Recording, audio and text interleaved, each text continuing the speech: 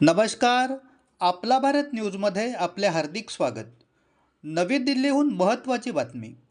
राष्ट्रीय अनुसूचित जाती आयोग अर्थात NCSC कडून राष्ट्रपती भवनात झालेल्या या अहवाल सादरीकरणाच्या वेळी राष्ट्रीय अनुसूचित जाती आयोगाचे अध्यक्ष किशोर मकवाना यांच्या नेतृत्वाखालील उच्चस्तरीय शिष्टमंडळ उपस्थित होते. या शिष्टमंडळात आयोगाचे सदस्य लवकुश कुमार, वड्डेपाली रामचंदर, डॉक्टर पार्थ बिस्वास तसेच आयोगाचे सचिव गुडे श्रीनिवास यांचा समावेश होता.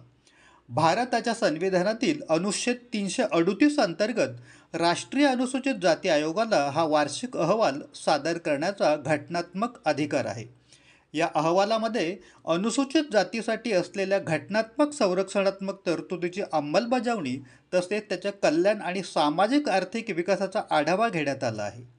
दरम्यान अनुसूचित जातीसाठी असलेल्या संरक्षणात्मक तरतुदी आणि कल्याणकारी उपाययोजनांची प्रभावी अंमलबजावणी सुनिश्चित करण्यासाठी विद्यमान संस्थात्मक यंत्रणा अधिक बळकट आणि सुव्यवस्थित करण्याच्या उपाययोजनांचा विचार करावा असे निर्देश राष्ट्रपती द्रौपदी मुर्मू यांनी आयोगाला दिलेत.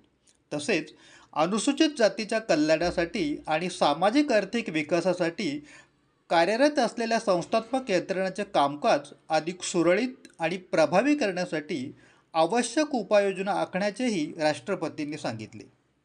या अहवालात केंद्र आणि राज्य सरकारसोबतच्या आढाव्यांमधून, प्रत्यक्ष पाहणी दौऱ्यातून आणि विविध सल्लामसलीतून समोर आलेल्या प्रमुख निष्कर्षांचाही समावेश आहे.